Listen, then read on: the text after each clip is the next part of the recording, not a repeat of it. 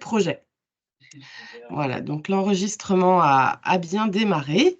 Alors, diapo suivante, je veux bien, s'il te plaît, pour vous donner le programme de ce temps d'échange. Pardon. Bon, je vais être là-bas aussi, je vais écouter en travaillant. Je suis sur la slide suivante, mais Oui, mais je vois, il y a pas le programme de le... non. C'est pas grave, on va faire sans. Donc l'objectif pour cette grosse heure pendant qu'on va passer ensemble, ça va être de vous présenter la deuxième vague des appels à projets qui sont actuellement ouverts jusqu'au 7 avril prochain, donc par le projet SUAV, donc à destination des PME du secteur de l'agriculture urbaine en Europe. Donc, comme vous allez le voir, on va parler de financement d'activités de formation et d'internationalisation. Et donc, en plus de vous présenter le contenu de ces appels, en fait, on trouvait ça intéressant de faire appel à des intervenants extérieurs, en fait, du réseau du pôle VG Police Valley, pour vous aider, en fait, à vous aiguiller, au-delà de présenter les appels, de discuter de quelle formation est-ce que vous pouvez bénéficier. Et puis, quand on parle d'internationalisation, donc, comme vous le verrez, en Amérique du Nord, eh bien, quel est le marché des différents pays qu'on va pouvoir traiter. Donc, ce qui vous aidera aussi à vous projeter dans la réalisation de ces projets. Donc, tout d'abord, je vais laisser la parole à Claudia Ramos, qui est responsable du projet SUAV, pour vous présenter rapidement le projet pour ceux qui ne le connaissent pas, et puis pour vous présenter les appels qui sont actuellement en cours.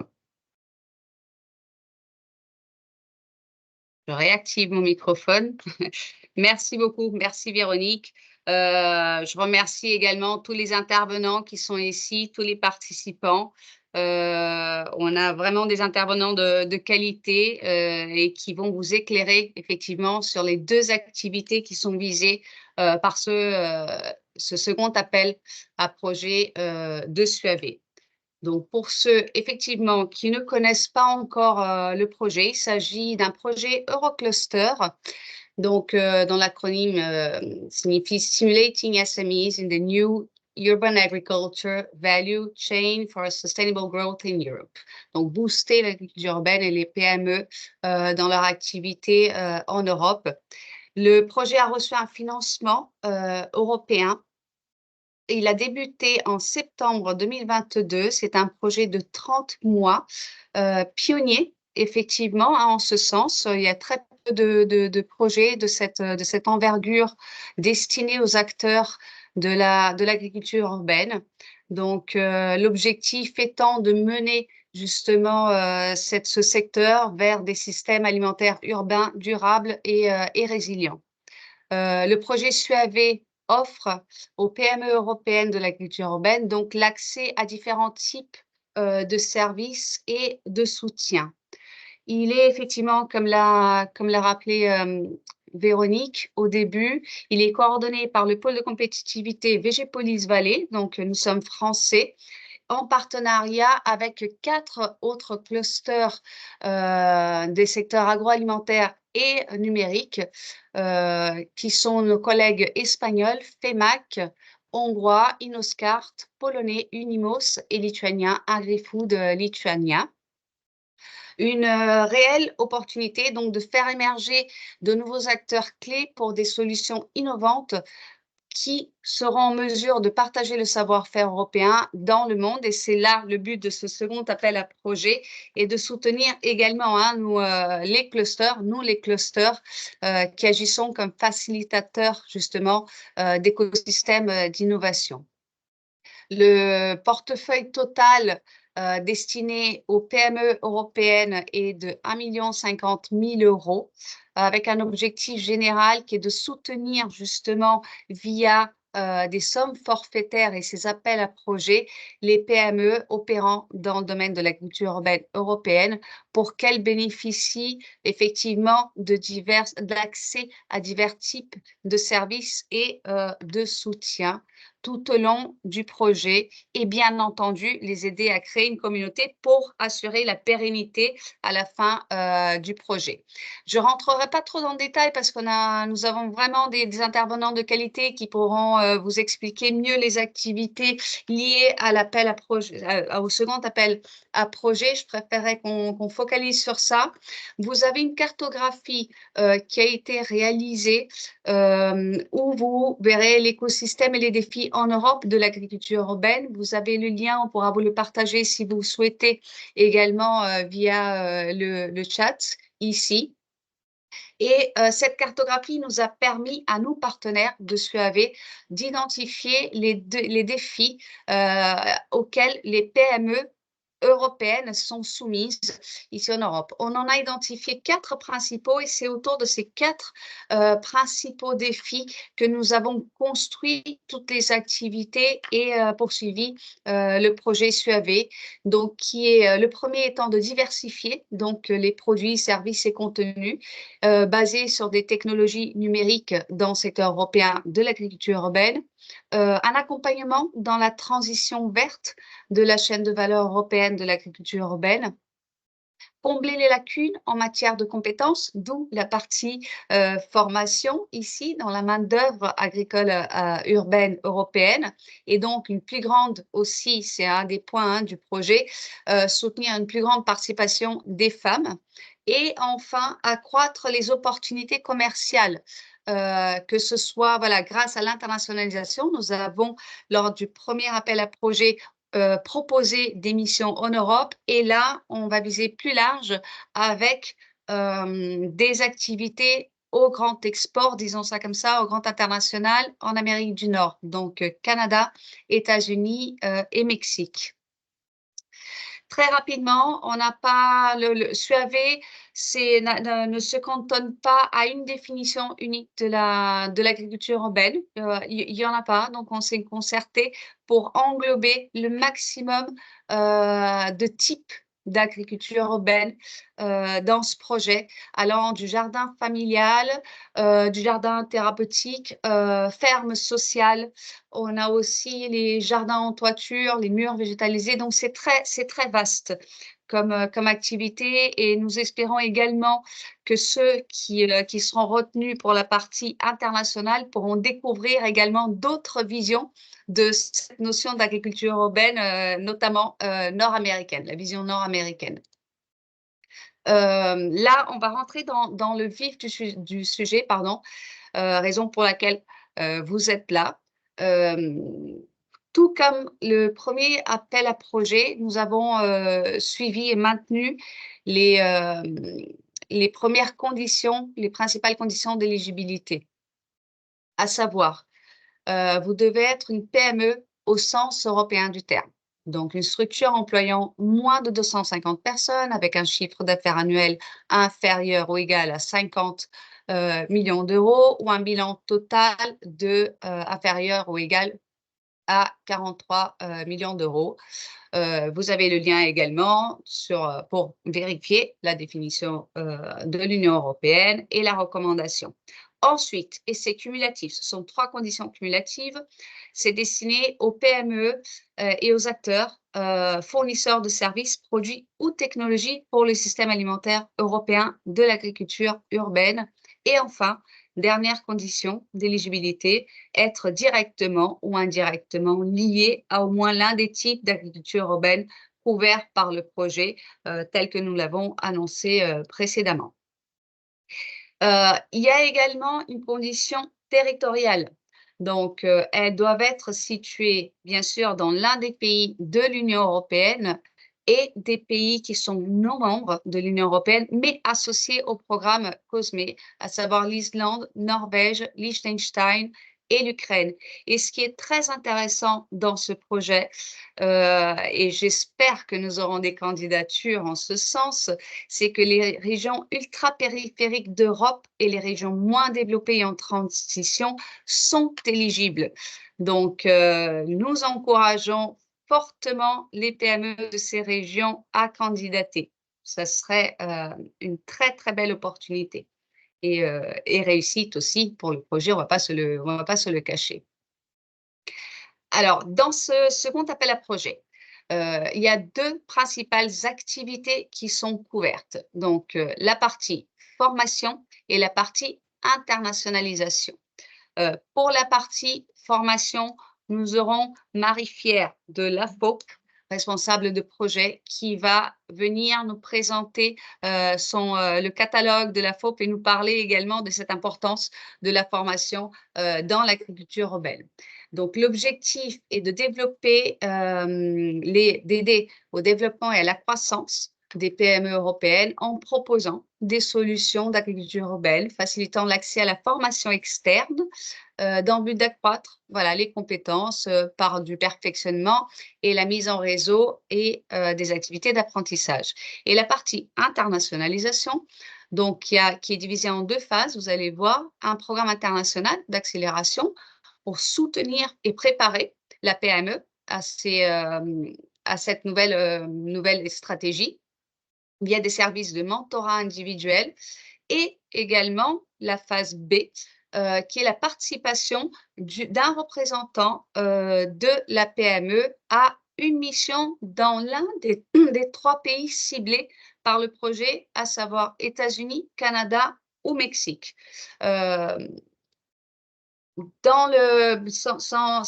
trop nous attarder, le nombre maximum visé par PME, par activité de PME pour la partie formation est de 30, avec une somme, une contribution financière de 5 450 € par PME. Voilà, donc vous aurez ce budget, un lump sum, ce qu'on appelle, pour avoir accès à une formation par un externe. C'est très intéressant et la formation peut être suivie par une ou plusieurs personnes de la société. Elle peut être aussi suivie en présentiel, mais également en distanciel. Donc des solutions, voilà. Vous allez voir, je ne sais pas si tout le monde a eu le temps de vérifier, de bien lire le guide du candidat.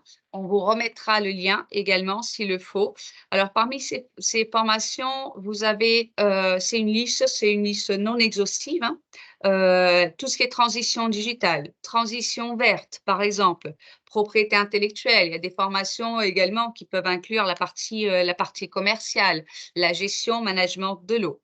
Voilà, c'est à titre indicatif, à savoir un mode de paiement de cette somme forfaitaire, un préfinancement de 60% et un règlement de 40% après la validation d'un livrable. Je vous rassure, ils ne sont pas très compliqués, les livrables, ainsi que les candidatures. N'ayez pas crainte. Quelque chose d'important, là, je viens d'y penser, qu'on n'a pas rappelé.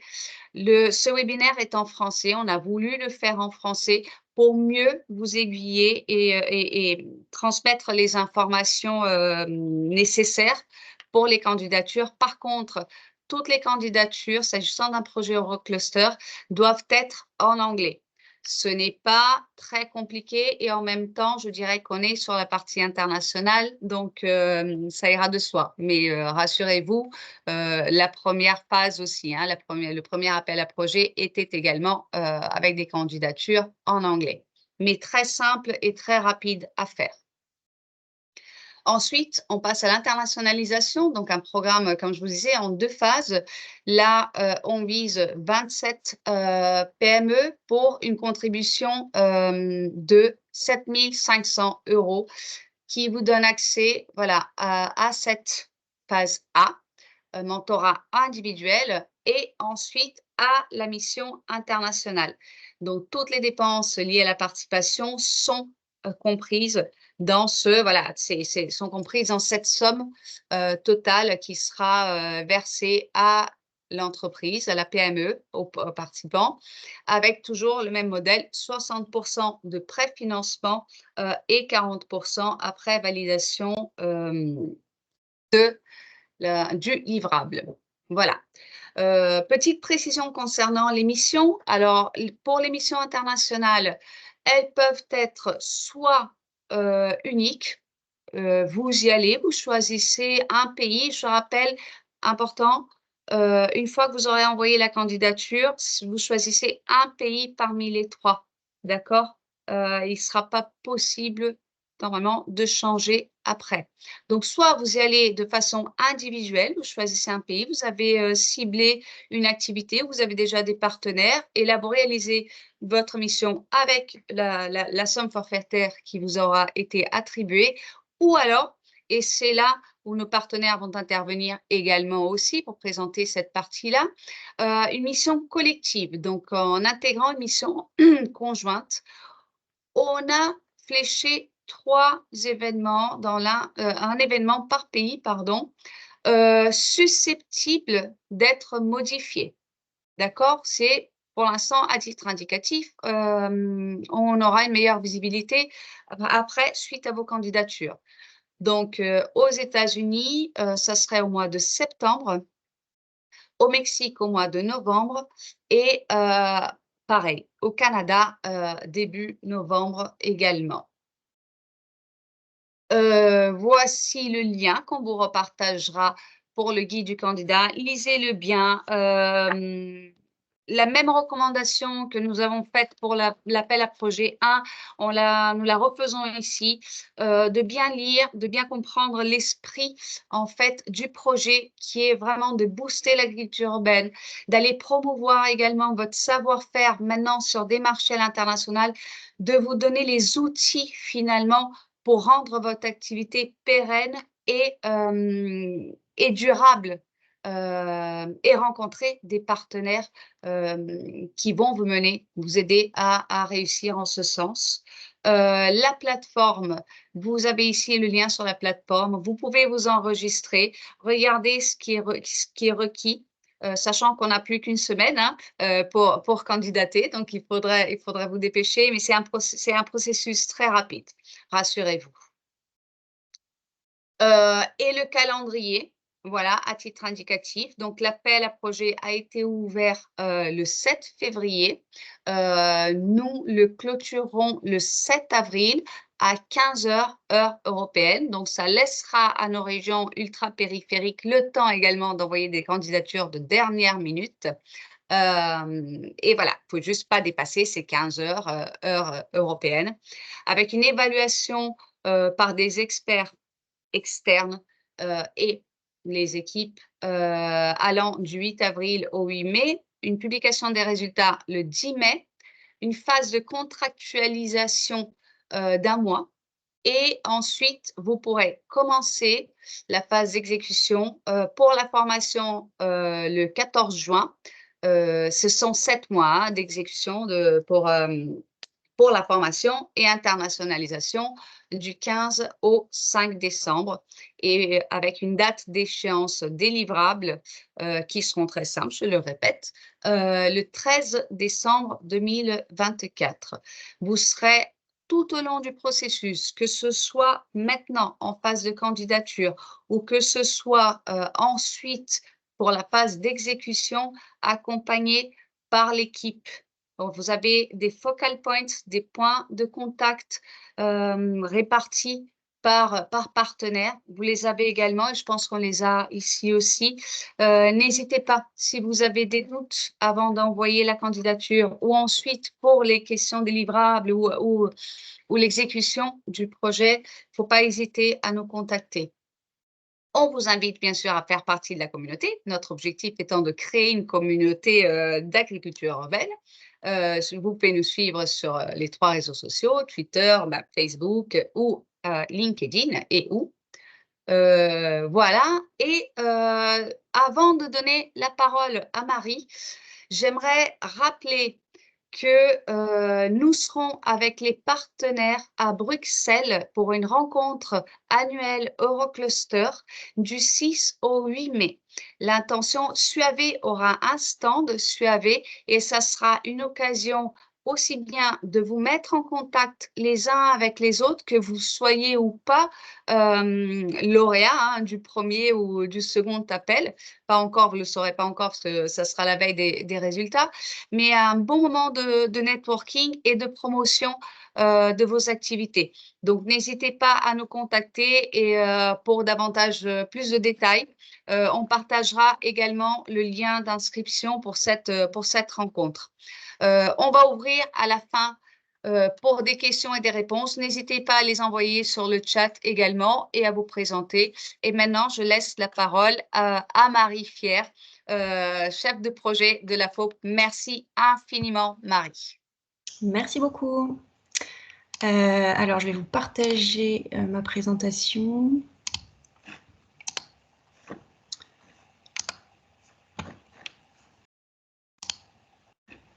Vous la voyez?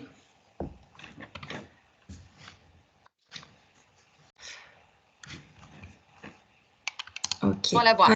Merci, Marie. Donc merci beaucoup de m'accorder ce temps de parole. Je vais vous présenter rapidement la structure pour laquelle je travaille, à savoir l'Association française d'agriculture urbaine professionnelle, et puis ensuite vous présenter un document que l'on a conçu, qui est un catalogue des formations qui existent aujourd'hui en France en agriculture urbaine. En revanche, je ne suis pas sûre que vous voyez, j'arrive pas à passer. Vous voyez toujours mon écran d'accueil? On voit toujours la première diapositive de la présentation. Ouais.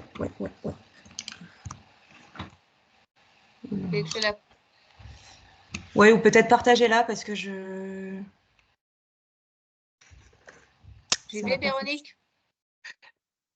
Oui, vas-y, ouais. Ok. Merci. Ça va être plus simple. Vous serez plus à l'aise, Marie, comme ça. Je l'ouvre. Hop, ok.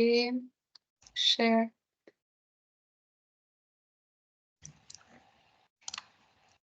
Hop. Vous me dites quand c'est Oui, bon vous pour pouvez vous. passer à la deuxième diapo directement. Je vais le mettre en plein écran. C'est bon? Oui. Parfait.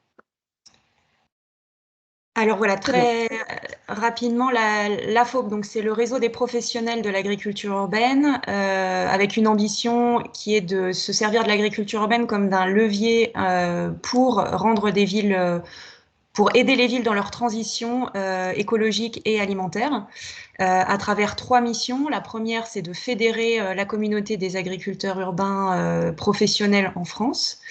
La deuxième, c'est de concevoir des outils, donc plutôt des référentiels, des guides techniques, des foires à questions à destination des agriculteurs urbains professionnels pour les aider dans la réalisation de leurs activités. Donc ces outils sont disponibles sur le site internet de la FOP en libre service. Et puis notre troisième mission, c'est de porter la voix et de promouvoir la diversité de l'agriculture urbaine française, et donc auprès de différents publics, à savoir le grand public, les collectivités territoriales, les institutions, les financeurs, etc. On peut passer à la suivante. Je vais vous partager la définition de l'agriculture urbaine de la FOP. Après, j'ai vu qu'il y avait une question dans le chat sur cette définition. Je vous laisserai compléter, savoir si c'est la même que nous avons concernant cet appel à projet.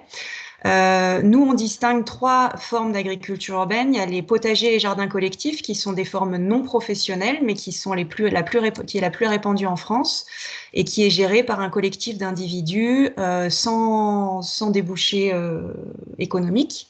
Et ensuite, 2 autres formes qui, elles, sont des formes professionnelles. Les fermes urbaines participatives, qui ont un modèle économique basé non pas essentiellement sur la production agricole, mais surtout sur des activités sociales ou de conseil, donc l'accueil de public, des ateliers pédagogiques, des visites, de la restauration, de l'événementiel, mais aussi donc des études et du conseil.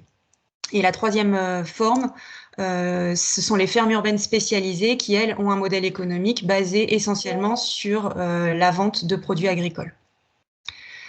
Alors, sur la slide suivante, Très rapidement, je vous présente quelques chiffres sur notre association. On a 120 structures adhérentes qui sont soit des associations, soit des entreprises, 5 salariés, et donc ça représente à peu près plus de 1200 emplois et près de 700 emplois en insertion.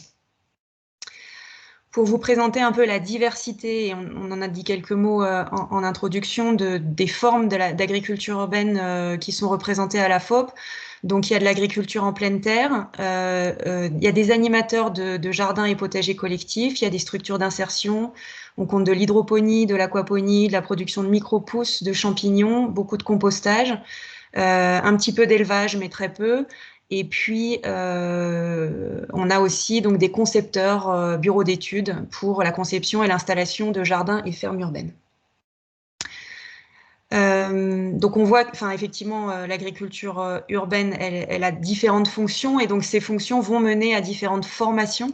Donc développer des services pour une ville résiliente, une alimentation de proximité, une fonction esthétique pour embellir la ville, la rendre plus agréable à vivre, apporter de la nature en ville, une fonction de lien social entre les citadins, et une fonction aussi pour mettre en lumière les métiers de l'agriculture dans leur ensemble, c'est-à-dire qu'il y a beaucoup de citadins qui passent par l'agriculture urbaine pour aller ensuite s'installer en milieu rural et reprendre des fermes. Donc ça nous amène à la diversité des métiers de l'agriculture urbaine. On en compte 4, mais ils peuvent se mixer les uns les autres. Donc nous avons le métier de producteur, donc basé sur la production de denrées alimentaires, ou pas d'ailleurs, parce qu'on a aussi des fleurs coupées, donc plutôt des productions agricoles. Le deuxième métier, c'est concepteur, donc concevoir un jardin ou une ferme urbaine, faire des diagnostics territoriaux, concevoir l'outil de production, et souvent on va jusqu'à l'installation de cet outil de production. Ensuite, on a les métiers d'animateurs, donc qui vont être plutôt sur la partie sociale de l'agriculture urbaine et utiliser le jardin ou les fermes comme des outils pédagogiques pour sensibiliser le grand public aux questions environnementales, aux questions alimentaires. Et puis, on a les fournisseurs, donc qui sont des fournisseurs de matériel, mais aussi dans cette catégorie, on inclut les fournisseurs de semences, de compost, de plants. Donc, voilà, c'est la catégorie fournisseur, sachant qu'on peut être à la fois producteur-animateur, concepteur-fournisseur, ou même mêler 3 voire 4 de ces métiers quand on est agriculteur urbain. Et donc, pour se former à ces différents métiers, la FOP a publié donc un annuaire qui est disponible également sur le site internet de la FOP. Cet annuaire des formations qui existent aujourd'hui en agriculture urbaine se base surtout sur des formations techniques, toutes les compétences en lien avec l'entrepreneuriat, la gestion d'une entreprise, la gestion des ressources humaines, etc., ne sont pas répertoriées dans cet annuaire. On s'est concentré sur les formations techniques. Donc, vous avez ici un aperçu des formations qu'on peut y retrouver. Donc, des formations générales en horticulture, maraîchage, agroécologie, agriculture urbaine, des formations en permaculture, des formations en aquaponie et hydroponie, des formations ou des accompagnements de projets en agriculture urbaine, et puis d'autres formations qui ne rentraient pas forcément dans les catégories précédentes, mais qui restent des formations techniques. Et donc, je vous ai mis ici l'adresse où vous pouvez retrouver ce catalogue, et il est sur le site internet de la FOP dans l'onglet « Formation ». Et sur la slide suivante, je vous donne quelques exemples de formations que vous pourrez retrouver dans ce catalogue. Donc j'ai pris comme exemple le BPREA Ferme agroécologique urbaine et périurbaine qui est dispensé par l'École du Breuil. Et donc à chaque fois, vous allez retrouver dans ce catalogue les prérequis pour postuler à cette formation, la durée de la formation, le lieu de la formation, sachant qu'il y en a quelques-unes en distanciel, le prix de cette formation et puis les contacts. et parfois c'est précisé également si des aides peuvent être obtenues pour ces formations, mais là si c'est financé par l'appel à projet, c'est très bien aussi. Le deuxième exemple que je vous ai mis, c'est technicienne supérieure en aquaponie, une formation qui est dispensée par Ecologia Aquaponia, une formation donc sur 8 mois, sachant que dans ce catalogue, il y a des formations longues, courtes, diplômantes, non diplômantes, et donc vous allez les retrouver, elles sont classées de la plus longue à la plus courte, en mettant en premier les diplômantes. Et enfin, une formation donc plus courte qui est dispensée par Veni Verdi et qui n'est pas vraiment une formation, mais qui est plutôt un accompagnement individuel à la création d'un projet en agriculture urbaine qui dure 18 heures avec différents modules. Et donc, voilà, les prérequis sont assez faibles sur celle-là. Être porteur de projet en agriculture urbaine, donc il n'y a pas besoin de diplôme ou de qualification particulière. Voilà, donc je vous invite à aller consulter ce catalogue. Je vais pas les lister toutes, mais vous trouverez sûrement une formation qui vous convient, sachant que le catalogue commence à dater un petit peu, puisqu'il a été mis à jour en 2022 pour la dernière fois, mais les formations sont reconduites en général chaque année, et on a comme projet de remettre ce catalogue à jour pour 2024. Voilà, et sur la slide suivante, vous aurez mon contact si jamais vous souhaitez me poser des questions plus tard. Parfait. Merci. N'hésitez pas effectivement à poser des questions. Moi, j'avais déjà pensé à une, Marie, si c'était en présentiel ou en distanciel. J'ai vu qu'il y avait les deux possibilités. Et voilà, il y a des formations effectivement qui sont plus courtes, donc qui seraient adaptées à ce que demandent, voilà, aux contraintes, on va dire ça comme ça, liées à l'exécution de SUAV, hein, qui sont de 7 mois. Donc c'est très bien. N'hésitez pas. On pourra partager également la présentation avec ceux qui le souhaitent, avec tous les participants. Et puis, posez vos questions soit sur le chat ou à la fin également, on ouvrira pour des questions pour ceux qui veulent les poser directement. On pourra ouvrir les micros et les caméras. Merci encore, Marie. On va passer la parole maintenant à Yann. Jadis, on va parler de la partie internationale en commençant par le Canada, comme ça. Donc, Yann, expert et associé à Dexia, merci infiniment. Un partenaire avec lequel VG Police Vallée travaille sur d'autres activités, notamment à l'international. Et j'ai un grand plaisir à avoir Yann ici pour vous présenter la partie Canada. Merci beaucoup, Yann. La parole est à toi. Mais bonjour à tous et merci à toi, Claudia. Et effectivement, ravi également de coopérer depuis des années avec VG Police. D'ailleurs, pour la petite histoire, et comme tu le sais, mais j'avais été représentant de l'Anjou au Canada au tout début de la création d'Adexia, et ce qui m'avait permis de voir naître VG Police dans sa structure actuelle. Donc, je suis ravi de toujours être impliqué sur ces projets-là. Alors, rapidement et sans trop t'attendre, puisqu'on a une dizaine de minutes, juste 2 mots sur qui je suis et qui est Adexia. Donc, je suis le fondateur de la société. La société a été fondée en 2006. On a un bureau à Montréal et un bureau à Toronto où je suis basé moi-même. Et donc, on est ce qu'on appelle une SAI, une société d'accompagnement à l'international. Donc, on aide les entreprises européennes, françaises en particulier, dans leur développement sur le marché canadien, avec 4 grands axes: business développement, création de filiales, implantation, les dimensions ressources humaines, et puis également aussi les sujets de fusion-acquisition. Je passe donc directement à la présentation et comme je le fais pour toutes mes présentations, je commence par un petit peu de géographie et d'explication macro, parce que Le Canada, souvent les gens en France connaissent le Québec, parfois assimilent le Canada au Québec, et en réalité, comme vous vous en doutez, comme vous le savez, le Québec ne représente qu'une partie du pays qui a un tas de sujets intéressants. Alors, en termes de superficie, le Canada est le deuxième plus grand pays du monde. Euh, et, et ça veut dire qu'entre ce qui se passe à l'est du pays et ce qui se passe à l'ouest du pays, il y a des choses et des approches qui sont assez différentes. Et je vais vous donner un exemple tout de suite qui est intéressant sur, par exemple, la culture en serre, où vous avez en Colombie-Britannique pratiquement uniquement des serres en verre, alors que vous avez en Ontario pratiquement uniquement des serres en plastique, et que le Québec a un mix des deux, et c'est essentiellement pour des raisons historiques. Donc c'est juste pour vous dire un petit peu que on dit le Canada, mais en réalité, c'est des Canada avec des approches qui sont très différentes.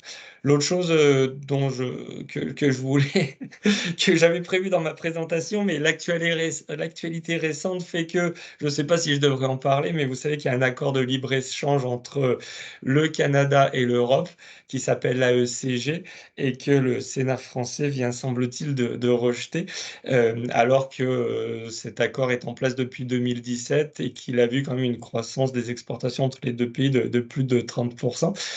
Ça avait un avantage intéressant, c'est que ça permettait pratiquement à 98% des produits et services d'être en franchise de douane.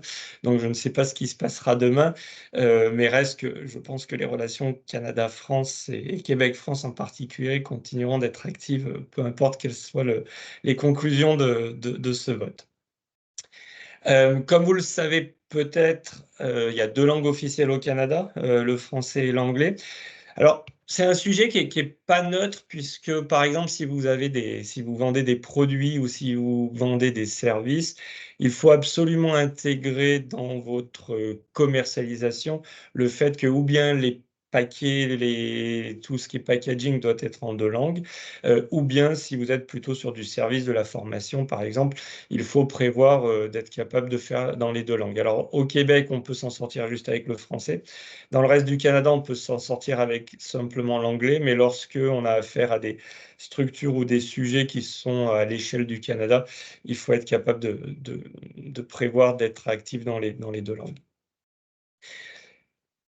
Alors, je vais vous parler du sujet du taux de chômage. Aujourd'hui, on a un marché de l'emploi qui est extrêmement tendu au Canada. Extrêmement tendu, et qui est extrêmement tendu en particulier dans les sujets de l'agriculture en général.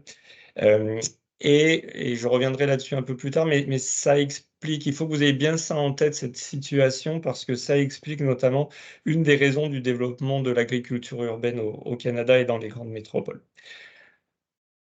40 millions d'habitants, 41 en fait aujourd'hui, on a eu une croissance d'à peu près 1 million d'habitants sur les 12 derniers mois. En fait, à chaque fois que je fais ma présentation, il faut que je réajuste le nombre d'habitants au Canada. C'est une croissance de population qui est principalement drivée par l'immigration, mais qui crée aujourd'hui des vraies tensions quand même sur les infrastructures au Canada, et notamment sur les infrastructures urbaines. Et donc, le sujet de l'agriculture urbaine, encore une fois, est complètement impacté par ces croissances, je dirais presque exponentielles de la population. Le dernier point, c'est qu'on parle souvent du Canada, des grands espaces. Mais en réalité, la population canadienne est extrêmement urbanisée. 82% de la population au Canada est urbanisée.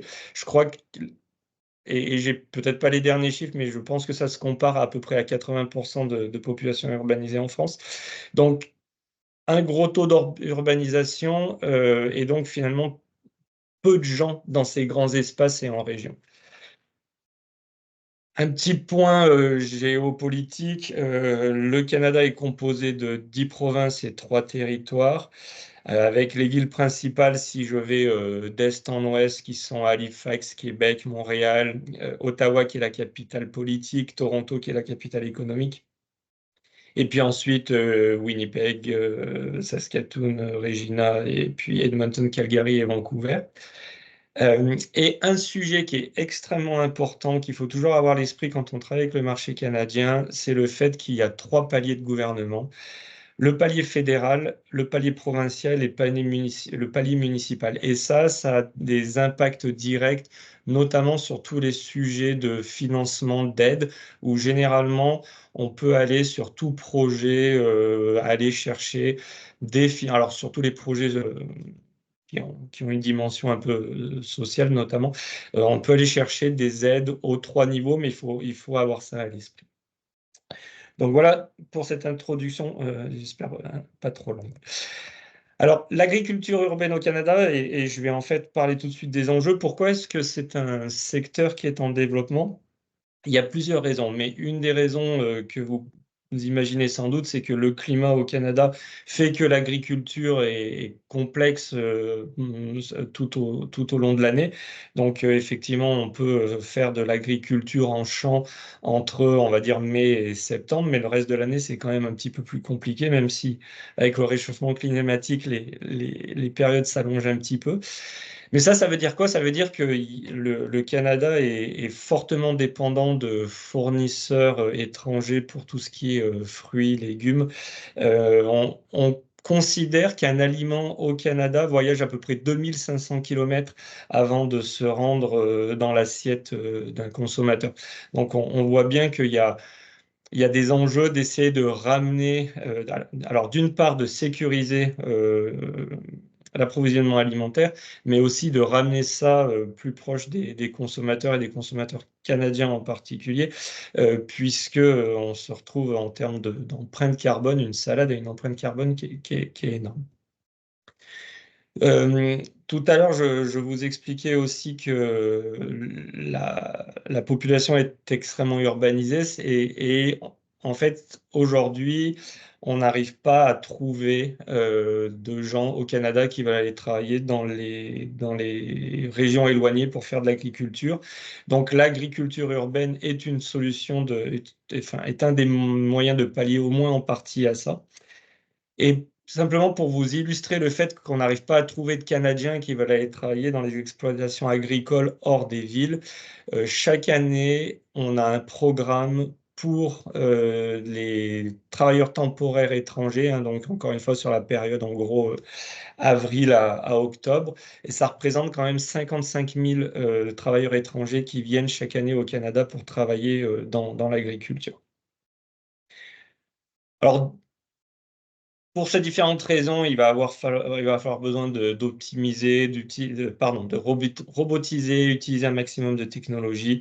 Et donc, on voit une croissance assez forte des besoins sur tout ce qui est hydroponie, aéroponie, aquaponie et tout ce qui est système d'agriculture verticale. Et puis, bien entendu, plus largement, tout ce qui est adapté à la culture en serre.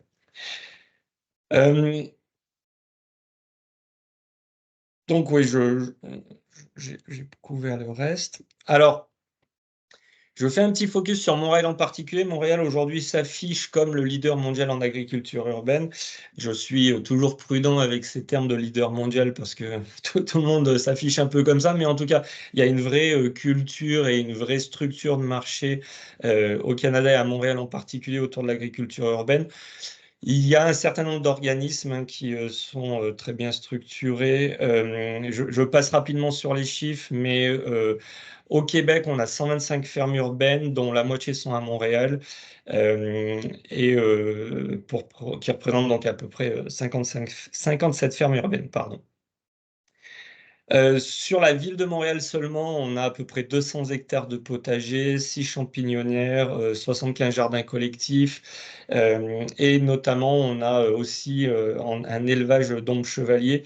Alors je sais plus que je crois que ça s'appelle pas comme ça en France ce poisson, mais en tout cas je vous laisserai regarder. Et puis on a même de la production de vignes et du vin qui est fait localement au centre-ville de Montréal. Pas mal d'étudiants et de chercheurs, alors un peu à l'image de ce que font les pôles de compétitivité en France, hein, VGPolis, qui essayent de faire ce maillage entre l'industrie, la recherche, l'universitaire. Ça fait complètement partie depuis toujours de la culture nord-américaine et canadienne en particulier. Et donc, tous ces organismes qui gravitent autour de l'agriculture urbaine, bien souvent intègrent ces trois dimensions et coordonnent tout ça. Il y a une vraie culture autour de ça où, en fait, on amène souvent des projets universitaires ou de recherche à un niveau industriel par la suite. Et ça en agriculture urbaine, mais en réalité aussi dans tous les autres secteurs économiques. Alors, je reviendrai là-dessus sur quelques business cases, mais notamment à noter les fermes LUFA qui enfin, qui est une entreprise pionnière dans les serres commerciales sur les toits à Montréal. Ça, c'est juste une illustration rapide sur le toit du Palais des Congrès de Montréal, où on a 3250 mètres carrés de jardin à ciel ouvert. Tout à l'heure, je vous parlais des paliers de gouvernement. Donc, il y a des vraies initiatives gouvernementales pour soutenir l'agriculture urbaine. Donc, au fédéral, des programmes comme AgriNovate ou AgriScience. Au provincial, au Québec, il y a un organisme qui s'appelle le MAPAC qui soutient l'agriculture en général, mais l'agriculture urbaine en particulier. Etc., etc. Enfin, je ne vais pas passer à travers ça. On a des organismes ensuite qui agissent plutôt au niveau municipal, comme le Toronto and Region Commercial Authority, qui gère à peu près 400 acres d'agriculture urbaine sur Toronto et ce qu'on appelle le GTA, donc le Greater Toronto Area, donc Toronto et sa périphérie. Donc ça, j'ai dit municipal, mais en réalité, c'est plus régional. Au municipal, ça, c'est vraiment intéressant, je pense, c'est que Montréal, Toronto et Mississauga, qui est la ville dans laquelle je vis et qui est juste donc à la périphérie de Toronto, il y a des stratégies d'agriculture urbaine qui ont été mises en place, hein, donc avec des plans et des programmes pour 5 ans. Et puis ensuite, je vous cite quelques organismes comme le CRETO, comme l'AUA Lab, qui sont donc, des organismes qui sont spécialisés sur l'agriculture urbaine. Il y a eu en 2023, et je ne sais pas encore si ça va être renouvelé, mais il y a eu un événement qui s'appelle le Forum sur les fermes en intérieur au Québec. Je vais suivre ça de près et je tiendrai Claudia informée si ce forum se renouvelle sur 2024. Oui, merci, je veux bien. Quelques autres initiatives qui sont plus au niveau universitaire, donc l'UQAM, UBC, University of Toronto, McGill, Dalhousie proposent des cours universitaires et des certificats en agriculture urbaine. Les cégeps, donc les cégeps, c'est l'équivalent en France de quelque chose qui se retrouve, pour faire simple, l'équivalent BTS IUT, donc qui a des programmes en agriculture urbaine. Il y a beaucoup de programmes d'éducation grand public, hein, via des organismes comme ROC, Centre Pôle Roulant, Evergreen. Et puis, alors, il y a un programme que vous connaissez sans doute en France, puisque c'est inspiré de ça, qui s'appelle Montréal Culteur, Québec Culteur. Je crois qu'en France, vous avez l'équivalent avec Paris Culteur, Lyon Culteur, etc. Et donc, le programme a été complètement inspiré de ce qui se fait en France. Et puis, le dernier sujet intéressant, c'est que IQ, donc qui est en fait Investissement Québec, qui est un organisme de soutien au développement économique, a financé pas mal de projets en agriculture et notamment en agriculture verticale. Je finis avec trois, on va dire, business case, en tout cas 3 exemples de sociétés qui sont actives dans l'agriculture urbaine avec pas mal de réussite au Canada.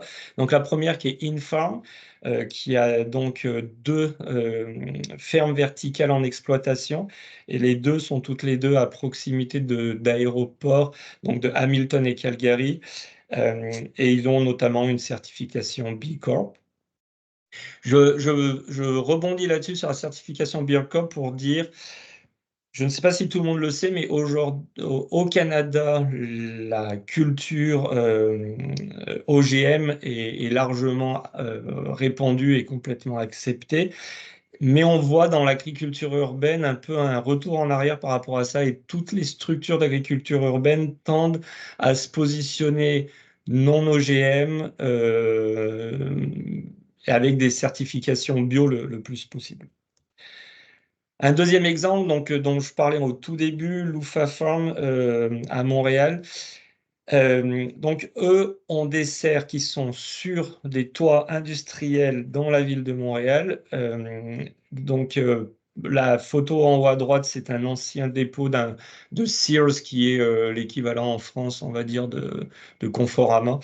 Ils ont aussi des serres sur le toit de Walmart. Alors ça, c'est assez étonnant parce qu'en fait, dans leur modèle d'affaires, non seulement ils cultivent, mais en fait, ils font aussi de la vente directe. Donc, ils sont un petit peu en compétition avec leur host, je dirais, puisque ils vendent des produits directement aux consommateurs.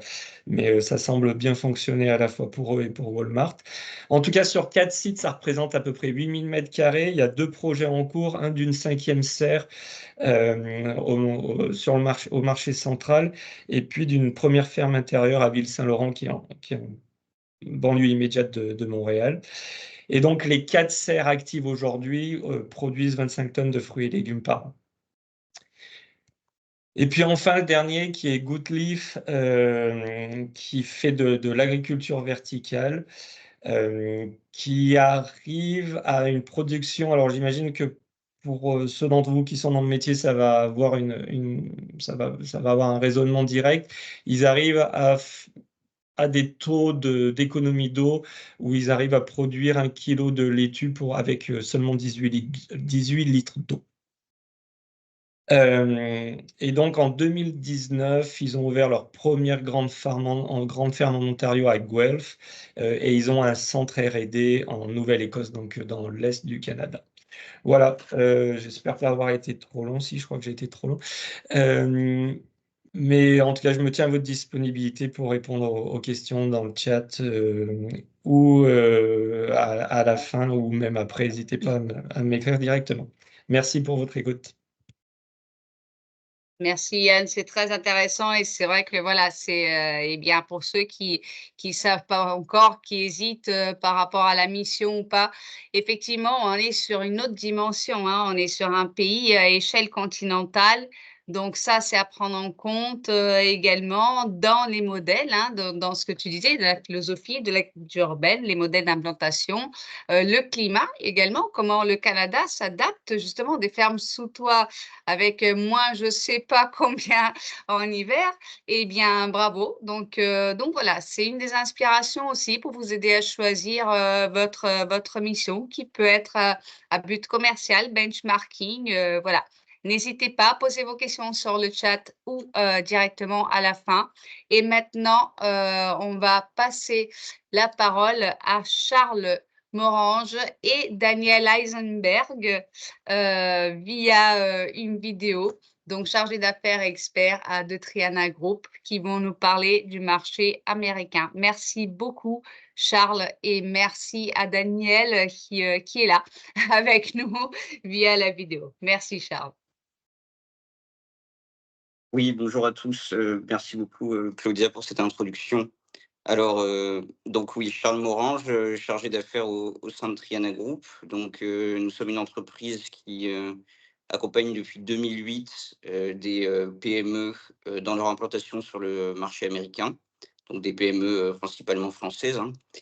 Et on a la chance justement de recevoir l'expertise de Daniel Eisenberg, qui a basé toute sa carrière sur l'agroalimentaire, donc qui malheureusement n'a pas pu se joindre à nous aujourd'hui parce qu'il est en déplacement, mais il a quand même tenu à vous faire une petite vidéo de présentation que je vais vous passer ensuite. Et après ça, j'aurai le plaisir de vous faire un petit panorama de l'urban farming aux États-Unis.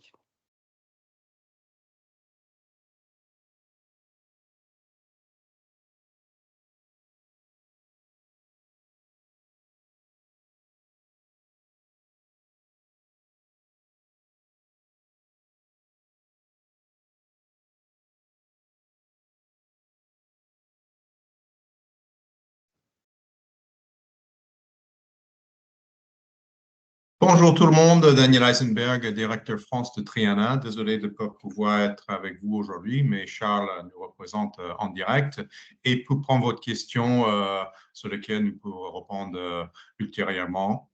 Donc, je voulais juste donner quelques indications sur le marché américain, tout ce qui est agricole et urban farming, selon votre demande. Donc, déjà, agricole aux États-Unis, c'est un très gros marché. Et ça se situe au travers de tous les États-Unis. Donc, on va parler rapidement agricole et ensuite urban farming, juste pour vous situer. Tout d'abord, juste les États-Unis, quelques chiffres en termes de population. La France, en 2024, on est à peu près 65 millions. Les États-Unis, en 2024, on est à peu près 342 millions. Donc, plus grande population. Et surtout pour vous, en termes de urban farming, en France, on a 4 villes à plus de 500 000 habitants. Paris, Marseille, Lyon, Toulouse. Et puis aux États-Unis, il y en a 43 villes avec plus de 500 000 habitants et 11 villes aux États-Unis avec plus de 1 million. Donc, les villes, ils sont très grands et il y en a beaucoup de villes. Donc, pour vous qui s'intéressent à l'urban farming, c'est très intéressant. Après, pour vous situer de nord-sud, est-ouest en diagonale, Brest-Nice, ça fait 1045 km. Seattle, donc Seattle tout en haut des États-Unis jusqu'à Miami, ça fait 5400 km. Donc, c'est très, très vaste en diagonale. Au nord-sud, l'île Montpellier, ça fait 965 km.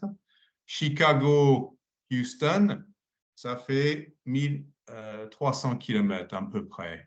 Et puis, coast to coast, Californie à New York, ça fait quand même 4600 km. Donc, on est sur un très, très grand territoire qui fait beaucoup d'agricole. Donc, l'agricole, c'est un très, très grand business. On ne va pas vous saturer des chiffres sur l'agricole classique, mais en sachant que ça travaille dans tous les 50 pays aux États-Unis, l'agricole classique, et c'est un très, très, très gros business. Il y en a des milliards et des milliards de chiffres des affaires dans tout type de produits. Après, pour vous, en termes de urban farming, urban farming, ça se passe dans les villes. Hein, et donc, ça, c'est une carte des villes dans lesquelles le US Department of Agriculture, USDA, a implémenté les bureaux spécialisés dans le urban farming. Donc, quelquefois, c'est dans les endroits où il y a le farming classique, par exemple en Californie ou en Texas, mais c'est vraiment les villes. Donc là, c'est des bureaux spécialisés pour promouvoir le urban farming. En sachant que le urban farming, c'est plutôt une notion avec un petit peu de politique attachée, c'est-à-dire c'est souvent dans les inner cities, ce qu'on appelle aux États-Unis, et c'est vraiment les gens qui n'ont pas forcément beaucoup d'accès aux fruits et légumes. Donc ça, c'est un peu les concepts aux États-Unis, mais c'est un marché qui se développe assez fortement, comme vous pouvez constater avec ces bureaux.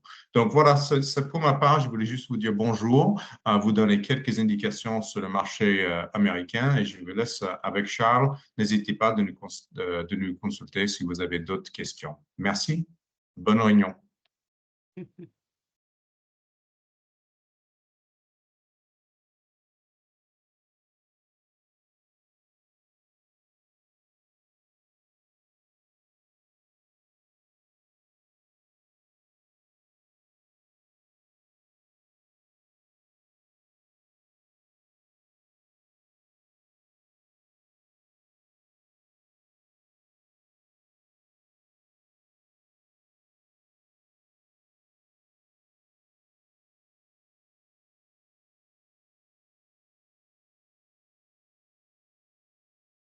Alors, je vous récupère et je rebondis directement sur ce qu'a dit Daniel. Donc, en termes d'importance du marché agricole américain en général, c'est une chose qui se vérifie également en termes d'urban farming, en fait, parce que pour vous donner un ordre d'idée, en comparaison des autres pays, on a vraiment déjà un développement important des urban farms de toute nature aux États-Unis. Donc, en termes de chiffres, on est sur environ 29 000 urban farms déjà sur le territoire américain. Et pour vous donner quelques chiffres supplémentaires, donc la ville de Détroit, elle seule, par exemple, regroupe 1400 fermes urbaines et jardins communautaires. Donc un autre élément, Los Angeles, elle, est déjà capable de nourrir environ 200 000 personnes avec ses fermes urbaines. Donc c'est déjà des avancées considérables qui ont été faites dans ce domaine. Et ça s'explique en fait par une raison très simple, c'est qu'on a une volonté politique derrière, comme l'a montré Daniel, d'encourager le développement de l'urban farming. Donc avec la création, je reviens sur la slide précédente, de ces 17 bureaux qui sont en fait des bureaux qui font partie de la branche Urban Agriculture and Innovative Production de l'US Department of Agriculture, et qui sont donc consacrés à ce sujet de l'urban farming. Et par-delà cette notion, le gouvernement américain a déjà financé 186 projets d'urban farming à travers les États-Unis depuis 2020 à hauteur d'environ 50 millions de dollars. Donc, maintenant, on ne peut pas vraiment dissocier, en tout cas c'est difficile, l'urban farming du vertical farming. Donc on a voulu également faire un petit focus sur ce sujet. Donc pour vous donner un ordre d'idée de l'intérêt du vertical farming, une première idée, c'est que on estime en général que c'est une méthode de culture qui permet d'économiser de 70 à 80% d'eau par rapport aux cultures habituelles, ce qui est effectivement très significatif. Et on voit là aussi que c'est un secteur qui est en plein boom aux États-Unis. Donc de 2016 à 2024, on a eu un fort développement du marché, et ce pour tout type de culture. Donc voilà, il y en a quelques-unes sur ce tableau, donc salade, tomates, concombres. Et c'est pas un chiffre qui va stagner, puisqu'on estime que jusqu'en 2027, ça va continuer d'évoluer, le marché va continuer à se développer. Et pour vous donner là aussi quelques chiffres, entre 2024 et 2029, on estime que le marché du vertical farming va pratiquement doubler, si vous voulez. Donc on est à peu près en 2024, selon les estimations, à 3,56 milliards de dollars. Contre 6 milliards de dollars en 2029. Donc, en parallèle de cela, donc, je vous ai référencé quelques acteurs qui sont intéressants dans ce secteur. Donc, par exemple, vous avez ici Bowery Farming, qui a déjà des fermes significatives dans le New Jersey, dans le Maryland, en Pennsylvanie. Donc voilà, avec des cultures comme laitue, légumes verts, etc. Il y a aussi donc un autre acteur que je vous ai mis, par exemple Freight Farms, qui eux sont vraiment plutôt dans l'équipement hydroponique à destination du vertical farming. Donc 600 fermes équipées, ce qui est là aussi assez significatif. Et vous avez aussi par exemple Plenty Unlimited, qui a levé 500 millions de dollars. Donc on voit à travers ce chiffre l'engouement qu'il peut y avoir pour cette méthode de culture. Et voilà, ensuite, également, une petite idée de ce que pourrait représenter une technologie parmi d'autres, hein, mais liée au vertical farming, donc l'hydroponique, qui permet, pour rappel, de développer des cultures sans terre, donc à partir des solutions nutritives minérales à base d'eau. Et là aussi, on estime que si vous voulez, l'économie en eau est assez significative in fine. Et pour vous donner une ordre d'idée, là aussi, entre 2020 et 2030, on a eu une évolution à hauteur de 12,5% par an du marché. Et aujourd'hui, en 2023, on considère que c'est un marché qui représente environ 900 millions de dollars et qu'il y a 2537 fermes qui sont dotées de systèmes de culture hydroponique. ce qui là aussi, on peut le considérer, est assez significatif. Ensuite, l'autre élément dont on voulait parler, parce que ça nous semblait important, étant donné que c'est une ville qu'on connaît, dans laquelle on a nos bureaux, c'est la place de New York dans tout ça. Puisqu'en effet, New York on peut le considérer une ville assez pionnière aux États-Unis en matière d'urban farming. Et ça, pour une raison simple, en fait, c'est que c'est de loin la ville la plus peuplée des États-Unis, donc 19 millions d'habitants. Et en parallèle à cela, c'est aussi celle qui connaît la plus forte densité de population. Donc, si vous voulez, les enjeux de l'urban farming qu'on connaît, ils sont démultipliés. Donc là aussi, quelques chiffres.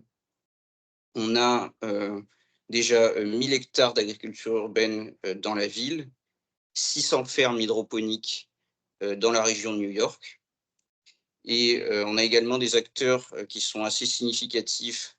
Je vous en ai mis quelques-uns, Farm Point One ou Gotham Greens, donc qui possèdent déjà des fermes dans 9 États américains, ou Bright Farms, qui là aussi 6 États différents sont couverts, et ils utilisent la technologie hydroponique. Et pourquoi pionnière New York? Parce qu'également on a des initiatives qui sont politiques, je dirais, avec notamment tout récemment la création du Mayor's Office of Urban Agriculture, qui se donne pour mission de promouvoir l'urban farming au sein de la ville de New York, et qui va notamment publier des rapports périodiques sur le sujet, avec le premier rapport qui est sorti en octobre 2023. Alors New York est aussi le berceau de certaines initiatives académiques. Donc on a eu notamment la création de l'Urban Farm Lab au sein de la New York University, qui délivre justement des cours et des formations à ce sujet pour rechercher à instruire en matière d'agriculture durable. Et petite parenthèse, c'est une université avec laquelle on entretient, nous, des liens un peu privilégiés, parce que notre managing director, Djabril Ben Sedrine, est professeur en management de l'innovation dans cette université. Donc voilà, c'est pour vous dire qu'en tout cas, c'est une université qu'on connaît bien. Et enfin, je vous ai fait un petit agenda des événements qui nous semblent intéressants pour vous aux États-Unis. Donc, je vais passer vite là-dessus parce que je sais qu'on est limité en termes de temps, mais en tout cas, pour ceux qui sont intéressés, je vous transmettrai avec plaisir les slides, et vous pourrez vous renseigner sur ces événements plus précisément.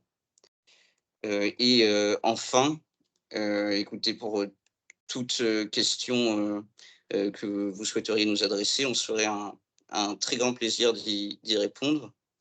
Et je tiens à remercier les organisateurs de ce webinaire de nous avoir laissé l'opportunité d'intervenir à ce sujet. Et c'est un plaisir de vous faire ce petit panorama du marché américain. Merci à vous pour votre attention. Merci à vous, Charles. Et effectivement, on a vu, hein, comme avec Yann, les dimensions, voilà, continentales, et ce qu'il faut prendre en considération, hein. Pleinement également. J'en ai vu un au mois de mars, pour ceux qui le souhaitent et qui peuvent, vous êtes encouragés à aller. Par contre, ça ne sera pas dans le cadre d'un financement SUAV, puisque nous prévoyons des activités plutôt vers le second semestre. On est en plein dans la phase de candidature encore. Juillet nous semble trop près, mais on partagera effectivement, avec l'autorisation de vous tous, les slides, les présentations. Cette vidéo est en train d'être enregistrée également et pourra être revue sur la chaîne YouTube de SUAV. Et également, Véronique me le confirmera, mais tu pourras me le dire même maintenant, tu vas me le dire, de VG Police allez également, peut-être. Ou sur, voilà. Tout à fait, je ne l'avais pas précisé, mais pour les adhérents au pôle, le replay sera disponible sur l'espace adhérent également. Parfait. Eh bien, on va passer la parole maintenant, on va passer au Mexique, et je suis ravie des interventions qu'on a, parce que j'espère que vous aussi qui êtes là, n'hésitez pas à poser vos questions. Après, moi, j'en ai plein en tout cas et ça donne vraiment envie d'aller découvrir, justement, ce qui se fait ailleurs et comment, et également, questions et intérêts au niveau financement. On a vraiment l'honneur d'avoir ici, c'est une relation aussi qui participe activement à nos animations et à nos rencontres du groupe de travail Amérique latine. Merci beaucoup, monsieur Alexandre Martin, qui est conseiller aux affaires agricoles pour le Mexique, la Colombie, le Pérou, l'Équateur. À l'ambassade de France au Mexique et pareil, notre fidèle partenaire, Yanine Vega, envoyée spéciale de la région Pays de la Loire en Amérique du Nord. Merci à tous les 2, d'être ici. Oui, merci, merci beaucoup pour cette invitation et bonjour à tous. Donc, depuis l'ambassade de France au Mexique, effectivement, je suis très heureux de participer à ce webinaire. C'est un appel à projet qui, je pense, est très intéressant. Mon propos, je vais être assez bref pour pouvoir laisser effectivement un peu de place aux questions et aux échanges. Simplement pour vous donner un très rapide quelques éléments du paysage sur le Mexique, puisque finalement, on vient d'avoir des présentations très intéressantes sur les pays du Nord. Et simplement pour dire deux messages importants, c'est que d'abord, le Mexique, c'est un pays qui, au plan agricole, est en très forte croissance, en très forte dynamique. C'est le cas aussi pour l'agriculture urbaine de façon plus récente. Et deuxièmement, pour dire que le Mexique est un pays extrêmement intégré à l'Amérique du Nord et que donc, dans tous les secteurs, les entreprises qui viennent investir ou s'implanter au Mexique, en réalité, elles le font toujours avec l'idée que c'est un pays qui offre beaucoup d'opportunités, y compris dans ce grand ensemble qui est l'Amérique du Nord, qui comprend aussi les États-Unis et le Canada. Le Mexique, en quelques coups de pinceau, c'est le deuxième pays d'Amérique latine par son économie, par sa population aussi, le troisième par sa surface, c'est 130 millions d'habitants. Et du point de vue de l'agriculture urbaine, il faut retenir qu'il y a une personne sur 5 au Mexique qui habite dans la métropole de la ville de Mexico, et que notre collègue tout à l'heure disait que aux États-Unis, c'était 11 villes de plus de 1 million d'habitants. Au Mexique, c'est 10 villes de plus d'1 million d'habitants pour une population beaucoup plus réduite. Donc c'est effectivement un pays de très, très grandes villes. C'est un pays qui a tous les attributs de la puissance agricole, en dehors de cet aspect urbain. Je reviendrai dans les villes après. 5 fois la surface agricole utile de la France, 11e producteur mondial d'aliments, des exportations qui ont été multipliées par 5 en 20 ans. Agricole et alimentaire, un pays qui est en excédent, donc il devient, on n'est pas du tout dans le contexte, on va dire, du Brésil, de l'Argentine, des grands pays historiquement exportateurs de matières premières, c'est pas du tout le cas au Mexique, mais quand même un pays qui devient un acteur mondial, une puissance agricole, premier exportateur mondial de bière, d'avocats, de tomates, de mangue, de biscuits et toute une série d'autres produits. C'est aussi un pays avec des gros acteurs de l'agroalimentaire, ce qui peut être intéressant dans des secteurs comme parfois l'agriculture urbaine ou l'économie circulaire, parce que finalement, c'est des acteurs qui sont très implantés et qui interagissent avec tout un écosystème de start-up, etc. dans les villes. Les 6 premiers groupes agroalimentaires mexicains ont un chiffre d'affaires supérieur à 4 milliards de dollars, donc ça fait vraiment partie des géants. Un groupe comme Sigma, par exemple, dans la charcuterie, possède des marques françaises comme Cochonou. Il y a des marques de taille mondiale comme Bimbo dans la boulangerie, etc. Donc c'est vraiment, c'est rarement connu en France, mais c'est important à souligner. Des dynamiques de relations entre la France et le Mexique qui sont très fortes, pour les raisons que j'ai citées. Énormément de secteurs, vraiment dans tous les secteurs de l'économie française sont implantés aux États-Unis, notamment pour cet atout de hub en Amérique latine, en Amérique du Nord, pardon. Pour les sujets, on va dire plutôt agricoles, alimentaires, on a une dynamique d'exportation, des exportations qui ont doublé en 5 ans. On a un accord aussi de libre-échange qui est en place depuis un certain nombre d'années, un nouveau qui va peut-être se mettre en place. Mais indépendamment de ça, voilà, il y a vraiment une dynamique sur sur des vins, des semences, des céréales, de l'alimentation animale, des intrants, du machinisme agricole, agroalimentaire, etc. C'est un point spécifiquement sur cette question de l'intégration nord-américaine, pour revenir dessus.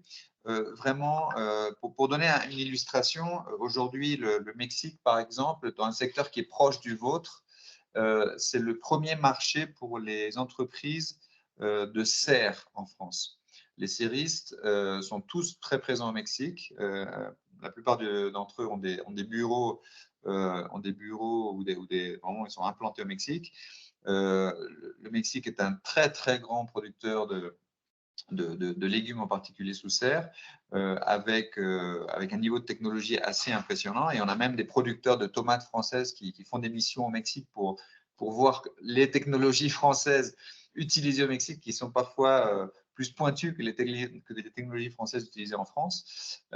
Donc c'est pour illustrer ça, mais pour vous dire qu'en réalité, l'analyse qu'on en fait, c'est que lorsque nos serristes commercialisent ou vendent des serres au Mexique, en réalité, ce qu'elles font, c'est s'intégrer dans la chaîne de valeur finalement de la tomate, du poivron, etc., nord-américaine. Parce qu'en réalité, cette technologie, c'est un intrant pour une chaîne de valeur en réalité de l'horticulture et des produits qui terminent aux États-Unis ou au Canada. Donc ça, c'est le cas pour beaucoup d'intrants, beaucoup de technologies, beaucoup d'innovations qui arrivent au Mexique et qui en réalité sont drivées par des opportunités de marché aux États-Unis et au Canada. Alors, vous dire un mot aussi sur le fait que bon, le Mexique est par ailleurs un allié stratégique pour la France sur un certain nombre de sujets liés aux questions agricoles et alimentaires, et notamment de gastronomie. Et je pense que c'est aussi une opportunité de nouer des liens sur des questions d'agriculture urbaine qui sont quand même très liées à cette question de l'alimentation locale, etc. La gastronomie mexicaine et la gastronomie française sont les deux seules au monde à avoir été reconnues par l'UNESCO comme patrimoine immatériel de l'humanité, et on en est très fiers, d'un côté comme de l'autre. On va dire la passion, voire même l'obsession pour le bien manger est un lien commun entre la France et le Mexique, peut-être un tout petit peu moins parfois avec les pays plus au nord. Et donc, on partage ça, et c'est très fort. Et c'est très fort avec toute une série de conséquences, on va dire, mais en réalité, ça donne vraiment beaucoup de possibilités d'échange sur tout ce qui est justement autour de la valorisation des produits, le manger local, le patrimoine. On a beaucoup de coopération sur les questions d'appellation d'origine et d'indication géographique, par exemple, sur des questions de transition agroécologique aussi. Le Mexique est assez en pointe, en tout cas en termes de politique publique. Voilà, donc ça c'est un point important. Et puis, vous dire aussi que on a un écosystème à l'ambassade au Mexique qui est extrêmement, je pense, soudé et performant. Je ne le dis pas pour ce qu'on fait spécifiquement à l'ambassade, mais plutôt tous les opérateurs autour travaillent bien ensemble, et c'est très important pour des entreprises comme potentiellement les vôtres qui viennent en mission, et je vous souhaite de venir au Mexique en novembre avec VG Police. Mais derrière, que vous sachiez qu'au-delà de ça, il y a une équipe de Business France sur des sujets agricoles qui est très performante. Il y a un BPI qui est très actif ici et qui accompagne les entreprises sur toute une palette de services, de financement, etc. etc. Donc vraiment, ça fonctionne bien, et les investissements sont vraiment croissants. Donc c'est un pays où on peut venir faire du business. Un mot pour finir sur l'agriculture urbaine spécifiquement, même si je ne suis pas encore un spécialiste, mais peut-être amené à le devenir grâce à vous. Bon, les quelques éléments dont moi je dispose, c'est que on a, je vous disais, sur tout ce qui est, on va dire, agriculture sous serre, pour le dire d'une certaine manière, qui est un peu un cousin parfois de certaines technologies, il y a une agriculture qui est très performante dans un certain nombre d'États du Mexique, plutôt vers le centre et le nord. L'hydroponie est une technologie qui est visiblement assez répandue. On en voit dans les salons, dans divers salons. L'agriculture verticale, c'est quelque chose de beaucoup plus récent, mais on sait qu'il y a des projets qui se multiplient. On sait qu'il y a des projets de recherche dans les différentes universités, ce qui est aussi un point important des écosystèmes. Il y a plusieurs entreprises qui sont en train de développer des projets là-dessus. Et puis, il y a des villes, pour finir, qui sont assez en pointe là-dessus, qui appartiennent ou qui s'affichent comme appartenant à des réseaux internationaux, des villes engagées dans ces dynamiques d'agriculture urbaine. Pour finir, vous dire qu'effectivement, la ville de Mexico en particulier affiche un certain leadership en Amérique latine dans ce domaine-là. Il y a une politique assez forte qui a été menée par l'actuel maire ou gouverneur de la ville de Mexico, Claudia Sheinbaum, qui se trouve être la candidate favorite pour les élections présidentielles qui ont lieu cette année. Et donc, Claudia Sheinbaum a vraiment mis en place une politique très active. Alors, il faut savoir que l'agriculture urbaine dans la ville de Mexico, ce n'est pas que des fermes verticales comment dire, c'est aussi de l'agriculture rurale au sens où il y a vraiment des paysans en périphérie de Mexico. Et donc, il y a une partie vraiment de valorisation d'agriculture traditionnelle au sein de la ville ou en marge de la ville de Mexico. Mais il y a aussi toute une dimension importante d'investissement avec des budgets conséquents qui ont été adossés dans l'accompagnement de tout ce qui est jardin partagé, jardin urbain, on va dire, verdissement d'un certain nombre de toitures, etc. Vraiment, toute la palette, on va dire, de l'agriculture urbaine telle qu'on la connaît, il y a vraiment un effort de déploiement. Et donc, il y a un écosystème local d'entreprises, de sociétés, d'acteurs, d'associations, de gens très engagés. Et je pense que si certains d'entre vous, et je vous le souhaite, vous pouvez bénéficier de cette mission en novembre, à l'occasion d'un salon agricole que Yannine va vous donner quelques éléments. Je pense qu'un passage par la ville de Mexico serait vraiment très intéressant parce que c'est vraiment un pôle où se passe beaucoup de choses et qui, a priori, devrait continuer à croître. Voilà, merci. Merci beaucoup. Merci, M. Martin. Et on est d'accord, effectivement, un passage par Mexico est très, très intéressant. On aura d'autres questions et surtout cette partie, je suis ravie parce qu'effectivement, on pense beaucoup au Canada, US, Yann et Charles, voilà. Et puis, il y a le Mexique aussi, qui a de bons exemples et on est en train de découvrir des financements et des projets très intéressants. Yannine, je te laisse la parole maintenant. D'accord? Merci. Merci à tous, merci Claudia pour organiser. Donc, Yannine Vega, je suis l'envoyée spéciale de la région Pays de la Loire en Amérique du Nord. Je m'occupe d'accompagner les acteurs clés de la région pour mieux tisser des partenariats avec des territoires, les territoires qui concernent le Canada, les États-Unis et le Mexique. Nous travaillons en bonne symbiose avec la Team France Export. Je suis basée à Chicago, mais je m'occupe vraiment du Canada, des États-Unis et du Mexique avec la Team France Export et tout le réseau français sur place. La région a aussi des partenaires sur certaines localités et nous menons tout un réseau et nous ouvrons des portes pour nos entreprises de la région. Donc ça, c'est vraiment un aperçu local. Moi, je suis basée dans ces marchés depuis quelques années et je suis l'agriculture de près et de loin. La région Pays de la Loire accompagne ces entreprises. Donc, si les entreprises ici de la région ou françaises, en tout cas, n'hésitez pas de vous rapprocher aussi de vos régions. Donc, ici, c'est un projet européen hyper intéressant. Et par la suite, si vous trouvez des opportunités, n'hésitez pas à vous rapprocher à la Team France Export locale, à vos régions, parce que nous avons des programmes pour vous accompagner par la suite et dans la durée. Donc, merci d'être là et de nous donner la parole. Je voulais juste vous présenter à peu près, à titre d'exemple, quelques entreprises et quelques projets qui se font autour du Mexique pour complémenter la présentation d'Alexandre. Donc, je ne sais pas si vous voyez mon écran. La ville de Mexico est très intéressante. C'est bon? Je vais juste mettre un écran. La ville de Mexico est très intéressante parce qu'elle produit déjà une partie de l'alimentation de sa population. La partie périurbaine de la production, par exemple, la ville de Mexico produit aujourd'hui 25% des cactus qui sont consommés dans tous les pays. C'était anciennement et traditionnellement une ville qui était agricole et tous les contextes autour du centre du Mexique fait que c'est un pays où il a beaucoup de terres très fertile avec qui favorise énormément l'agriculture. Donc, ça va continuer à croître avec beaucoup d'investissements étrangers. Je voulais commencer avec 3 exemples. Le premier, c'est ce type de jardin urbain dont on venait d'évoquer. Très intéressant, même emblématique au Mexique, celui que vous voyez ici en bas. Il remplace un bâtiment qui a été détruit par un tremblement très fort à Mexico. Ça arrive, ça peut arriver là-bas. Il a été remplacé par une ferme urbaine. Aujourd'hui, ce projet a accompagné le développement d'autres 60 fermes urbaines autour de Mexico.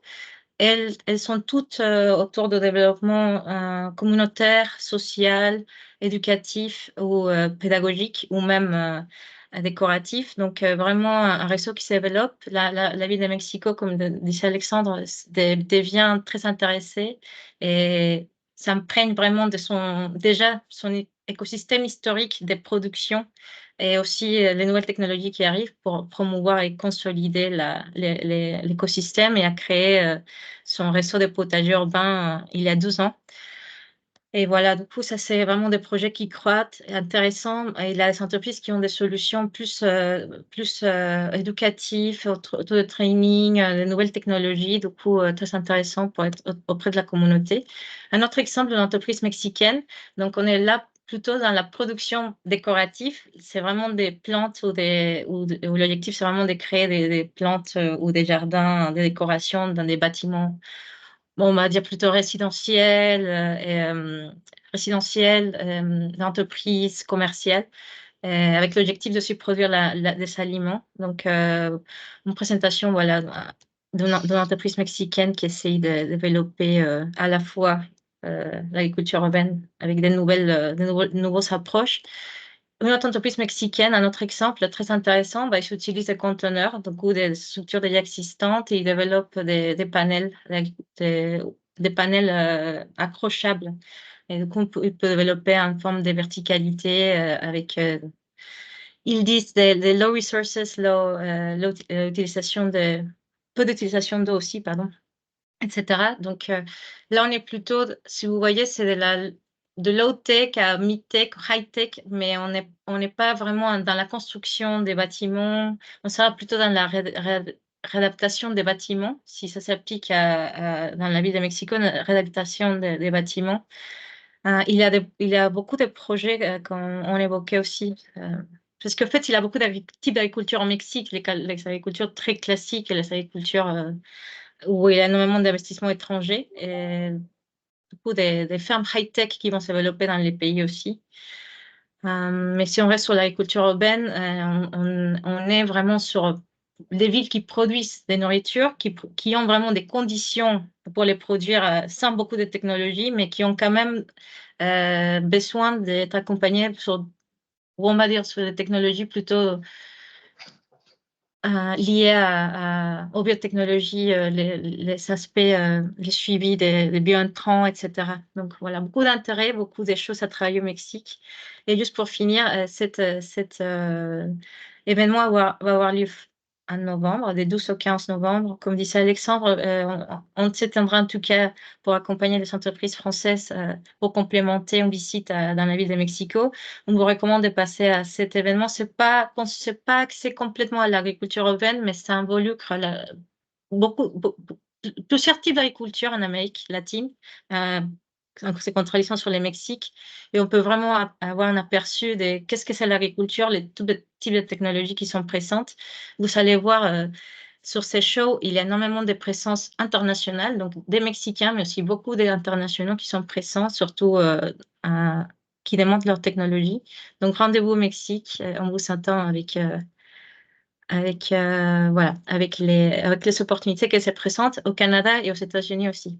Merci Claudia et merci à tous. Parfait. Ben voilà, c'est exactement ça, à savoir, et je confirme, vous avez au Mexique un excellent écosystème. Moi, je le vois au niveau de VG Police Valley avec nos activités, une très belle équipe.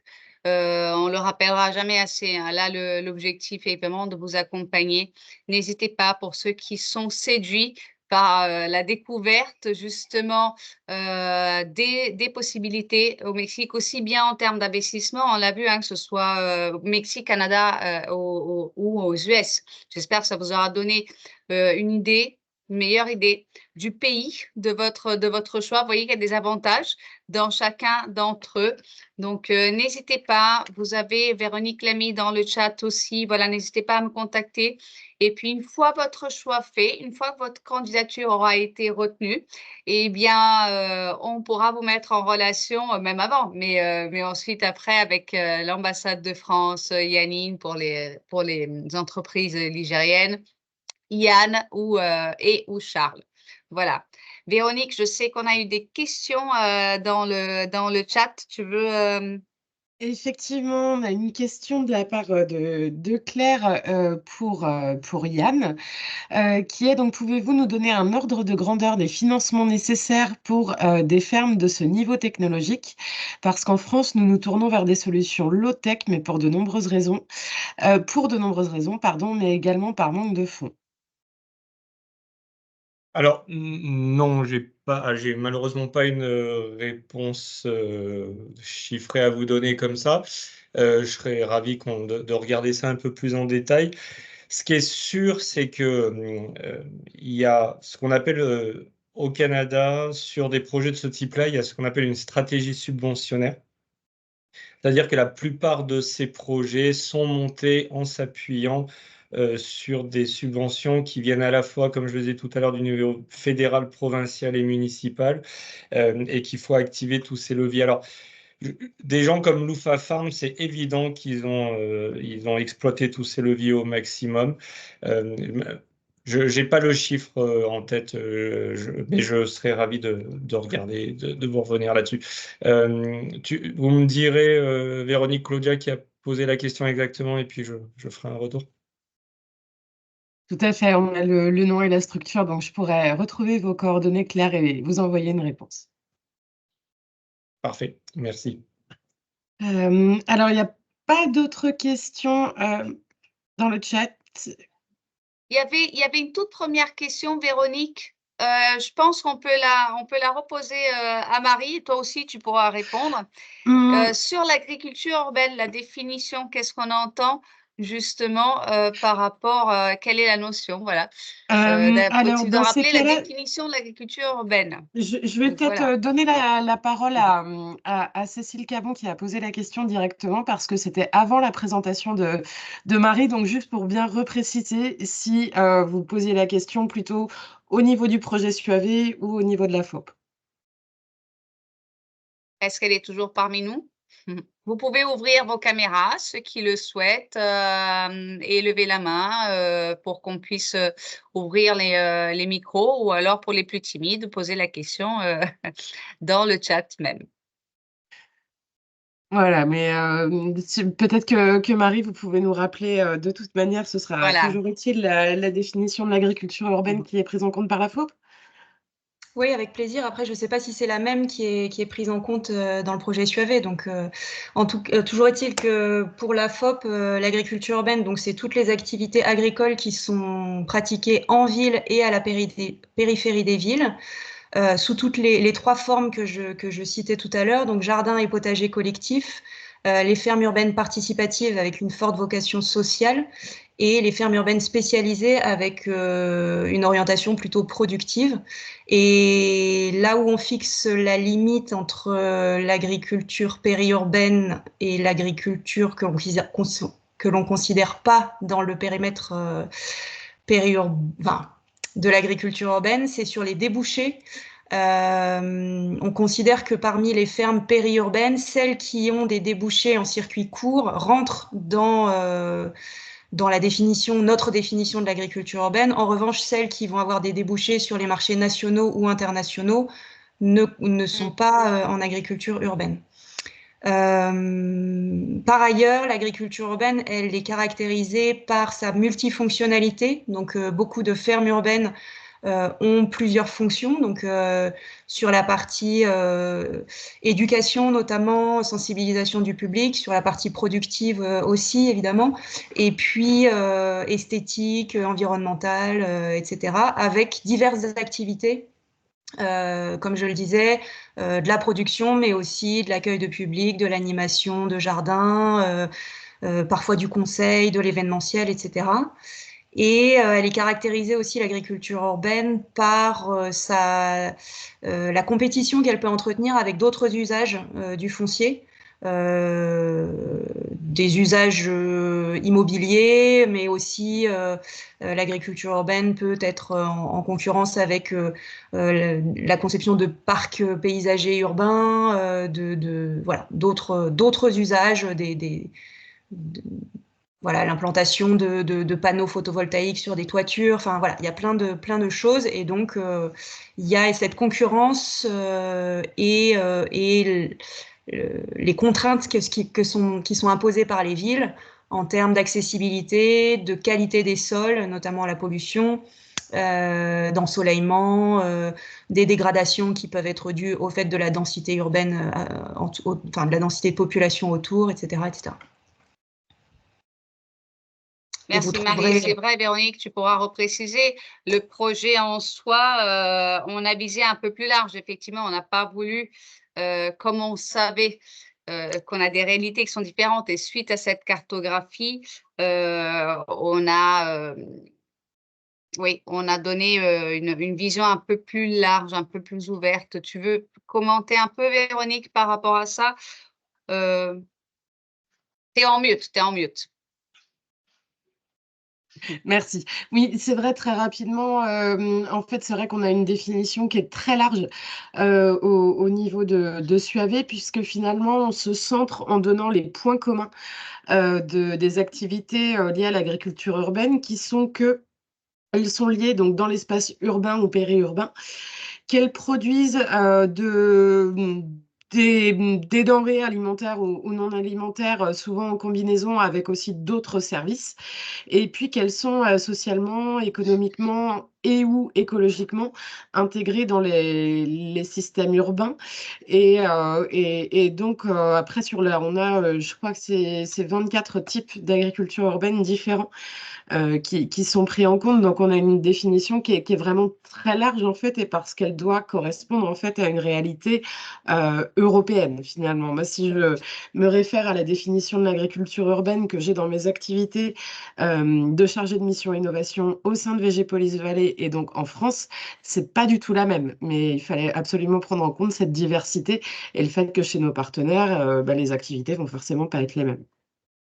Et c'est ce qui nous permet également justement d'avoir ce volet et cette vision aussi, parce qu'on l'a vu ici, hein, que ce soit au Canada, pourtant ce sont des marchés qui sont plus proches, et forcément les réalités de la culture urbaine sera plus proche là-bas. Mais voilà, à d'autres réalités hors Europe, ce qui se fait, quels sont les concepts, et pour ceux qui choisiront également le volet international, rappelant que vous pouvez candidater pour les 2 activités, la formation et les missions à l'international. Rien ne vous empêche, et le calendrier vous le permettra. Donc n'hésitez pas. D'ailleurs, on avait plusieurs qui étaient intéressés par les 2. Mais voilà, aller découvrir ce qui se fait ailleurs, et cette vision, c'est toujours très enrichissant. Vous imaginez, ici, on sort déjà avec des informations et plein d'idées dans la tête. Vous imaginez, sur place, ça va être autre chose à voir. Donc, effectivement, on a une définition plus large. On espère avoir répondu à la question. Tu as une autre question aussi, Véronique, Oui, qui… une question de la part de Nathalie. Par rapport à la situation au Canada, mais pas que, et une question qui porte sur la contrainte et la consommation finalement électrique énergétique des fermes verticales en indoor. Est-ce que ces fermes et ces productions intègrent aussi des systèmes d'énergie renouvelable? Alors, je vais répondre sur la partie Canada. Alors, avant de répondre à cette question, j'ai trouvé les infos pour les fermes LUFA. Donc, je commence juste par ça. Donc, pour 63 000 pieds sur une serre de 63 000 pieds carrés, donc qui fait à peu près 6 000 mètres carrés pour faire simple. L'investissement total a été de 5 millions, dont 3 millions qui ont été sous forme de prêt par le Fonds de solidarité FTQ, qui est un fonds d'investissement au Québec. Donc voilà, les ordres de grandeur, c'est ça. Donc en fait, ça fait que la société a investi à peu près 1,5 million sur un total de 5 millions, 3 millions par le fonds FTQ et la différence qui a été par la financière agricole du Québec. Claire, je vous envoie ça dans le chat avec les détails. Et pour revenir sur la question qui est liée aux énergies renouvelables, alors effectivement, on a au Québec en particulier une situation sur la production d'électricité qui est assez unique, c'est qu'on a, pour pas dire 100% parce que c'est pas tout à fait ça, mais on a 95 à 98% de l'électricité qui est produite au Québec par de l'hydroélectricité. Et donc, c'est c'est en plus des investissements qui datent de longue date. On a, en milieu, en tout cas, commercial, industriel, une des électricités les moins chères au monde. Ce qui explique que les gens, parfois, chauffent et laissent la porte ouverte ou surclimatisent, mais c'est un autre débat. Mais donc, effectivement, on a au Québec en particulier une grande quantité d'énergie renouvelable à relativement bas coût. Et sur les autres provinces, en Ontario en particulier, c'est un mix entre du nucléaire et encore un peu de charbon.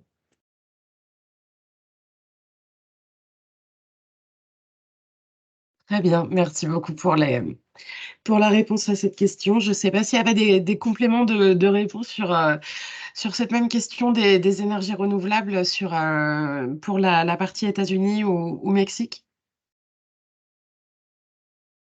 Charles, Yannine, vous voulez dire quelques mots? Merci, Véronique. Alors, c'est une bonne question. Je vous avoue que j'ai pas les chiffres en tête à vous donner tout de suite, mais je la note pour la partie États-Unis. Et si ça vous convient, je reviendrai vers vous avec des éléments plus précis. Merci. Très bien, Alors, Charles. ce qui concerne l'énergie, je travaille sur plusieurs sujets, ça m'intéresse beaucoup, mais la question et la réponse n'est pas simple, ça dépend du territoire. Et ça va être la réponse aux États-Unis aussi.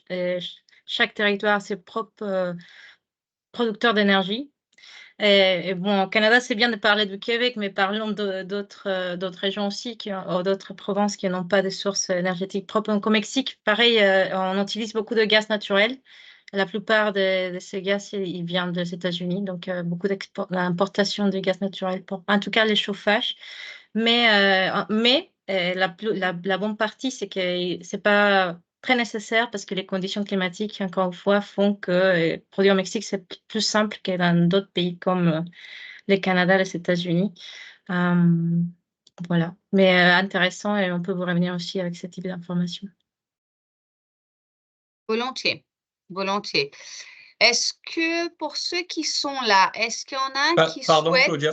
Oui, vas-y, En fait, Yann, vas-y, pardon. Juste parce que c'est effectivement intéressant. On a eu en Ontario une politique de mise en place de ce qu'on appelle le feed-in tariff, donc qui était de garantir le prix de rachat de l'électricité sur de la production de panneaux solaires. Donc ça, c'était juste pour la province de l'Ontario. C'est un programme qui s'est arrêté aujourd'hui. Mais ce qui était intéressant, c'est qu'à un moment donné, le gouvernement avait imposé à toute nouvelle construction d'immeubles. Alors, j'ai plus le chiffre exactement en tête, mais je crois que c'était de plus de 10 étages. Mais en tout cas, sur tous les immeubles un peu hauts, pour faire général, les constructeurs avaient le choix ou de couvrir le toit de l'immeuble de panneaux solaires ou de végétaliser le toit. Donc, c'était l'un ou l'autre, mais il y avait l'obligation de faire l'un ou l'autre et éventuellement même de mixer et de faire l'un et l'autre. Mais voilà, juste pour dire cette complémentarité, effectivement, sur le mix énergétique et puis la végétalisation. parfait, ce qui est très intéressant aussi, hein, c'est, voilà et je pense que ce sont des acteurs, en tout cas dans le projet, qui sont parlé de construction. Tu parlais, Yann, de construction, c'est impératif et ce sont des parties prenantes, effectivement, qui de l'écosystème, hein, inclus, par le projet et par les acteurs de l'agriculture urbaine. De plus en plus, on voit des projets par la RSE, voilà, par des impératifs, comme tels. Qui doivent inclure ce volet. Et puis, comme rappelait Yannine, au Mexique, on l'a vu, on a bien ce volet très social, éducatif, c'est intéressant. Cette vision aussi, cette volonté politique de voir l'agriculture urbaine comme un moyen de paix sociale, on va dire ça comme ça aussi, hein, de créer… Pour rebondir là-dessus, effectivement, sur l'aspect RSE et l'aspect social en particulier, deux choses intéressantes. La première, c'est alors, comme sur beaucoup d'industries et beaucoup de sujets, parce que le Canada, comme vous l'avez compris tout à l'heure, est un pays avec des flux migratoires importants, donc il y a beaucoup d'immigrants qui viennent et qui démarrent comme entrepreneurs, mais que ça soit InFarm, Loufa-Farm, ce sont à chaque fois 2 projets de première génération immigrants au Canada qui ont lancé ces projets. Et sur tout ce qui est jardin, ferme urbaine, 90% de ces projets sont portés par des premières générations immigrantes. Oui. Donc il y a vraiment, ça fait partie, c'est effectivement une des composantes de l'intégration sociale et qui en plus apporte, et ça c'est assez intéressant parce que au Canada, on se retrouve quand on veut consommer local, en particulier en hiver, sur les produits de serre qui sont assez monoculture et donc on a l'impression qu'on mange toujours la même chose. On se retrouve donc avec des gens qui arrivent un peu de partout, qui démarrent ces fermes urbaines et qui démarrent des cultures sur des produits auxquels on est beaucoup moins exposé, ce qui apporte pas mal de diversité alimentaire aussi, ce qui est assez agréable. Exactement, c'est vrai, c'est vrai. C'est un aspect intéressant aussi. Oui, il y a de quoi, et même au niveau formation, Marie, à voir, voilà, comment on peut s'inspirer également, hein, de ces exemples-là pour les formations. Pour ceux qui sont encore là, est-ce qu'il y en a qui souhaitent, ouvrir le micro, la caméra, poser une question directement, à l'un des intervenants, présenter votre projet? Je pense il y a Diane qui est là. Diane voulait dire quelque chose, elle est encore là? Bonjour, Claire? donc Oui. Diane de la société Audis, c'est là. Merci de me donner la parole. Merci pour vos différentes interventions aussi, c'était très riche. Je suis assez intéressée pour la partie toiture végétalisée notamment. Vous en avez un petit peu parlé au niveau du Canada. Je ne sais pas si vous avez des études de marché. Je sais que ça se développe énormément en France. On a aussi la loi climat et résilience qui oblige à avoir des toitures végétalisées ou solaires sur les bâtiments de plus de 5000 m² ou je ne sais plus combien, mais les grands bâtiments, on va dire ça au lieu des hauts bâtiments. Et voilà, je voulais savoir si vous aviez des études sur ce sujet-là, que ce soit au Canada, aux États-Unis et Mexique. Mexique. Alors, moi personnellement, j'ai pas d'études sous la main, mais je suis sûr qu'on peut trouver relativement assez facilement des informations là-dessus. Okay. Bah, d'autant plus avec le contexte dont j'ai parlé, il y a eu vraiment il y a eu pas mal de réflexions, donc je suis assez certain qu'on peut trouver des choses. Ok, merci. Et je vous invite à regarder le projet du toit végétalisé du Palais des Congrès de Montréal. C'est un vrai beau gros projet. Je crois que j'ai dit tout à l'heure, ça fait à peu près 3000 m² de toit végétalisé. Ah ouais. Ouais, je pense que c'est assez intéressant. Mais effectivement, D'accord, Diane, vous avez raison. J'ai dit au bâtiment, mais je pense que vous avez raison. C'était plus il y avait un mix de empreinte au sol et hauteur du bâtiment. Je pense qu'effectivement, c'était pas que lié à la hauteur. Oh bah, Il y avait ça, aussi une je notion sais pas d'empreinte au au sol. Canada. Hein. Non, mais je sais qu'en France, c'est plutôt le nombre de mètres carrés de surface, mais… Oui, c'était un mix des deux, j'en suis à peu près sûr. Et sinon, j'avais une autre question aussi, mais plus pour concernant Suave. C'est quand on parle de la partie mentorat, la première partie c'est réalisé par qui? Par une société extérieure? C'est vous qui conseillez des personnes? C'est à nous de les trouver? Comment ça fonctionne? C'est toujours par un conseiller, voilà, par une institution, une structure extérieure, Diane. Ce qu'on on s'est accordé avec les partenaires, comme on le fera pour la partie internationale. On n'intervient pas dans votre choix. Par contre, effectivement, comme on le fait ici, à présenter la FOP, on aura une liste, voilà, de Ok. formations ou d'experts à l'international à vous conseiller, à vous de choisir après. Mais effectivement, D'accord. et elle peut être en présentiel. Vous allez voir hein, dans le guide, la formation et le budget total, la somme, elle comprend aussi bien des formations pardon, en virtuel, mais des déplacements aussi pour suivre la formation. Donc, vous avez également accès à ça. On disponibilisera voilà, cette liste et n'hésitez pas. Là, on vous a donné voilà, un panel, hein, que ce soit au niveau d'Adexia, de Triana, qui sont les partenaires de Global Alliance, finalement, font partie du réseau d'experts internationaux de Global Alliance. Yannine, elle l'a rappelé, il y a les régions. Diane, elle n'est pas de Odyssey Lab, n'est pas de la région Pays de la Loire, mais On comme est en l'a dit. Bretagne, mais bon, ça va quand même. Bon, ça va. Yann, elle On pourra vous travaille mettre en beaucoup avec la relation avec Bretagne. la référente. Et puis Charles également.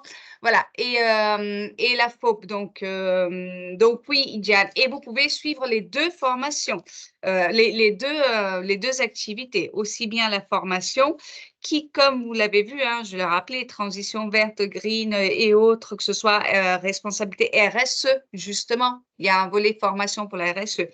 Donc, vous aurez accès et vous choisissez l'expert ou celui qui vous accompagnera, aussi bien si vous choisissez de faire la mission de façon individuelle ou de façon collective. Voilà. Merci. Et si vous avez des doutes, il ne faut pas hésiter à prendre contact avec le contact point. En l'occurrence, pour vous, ce sera moi.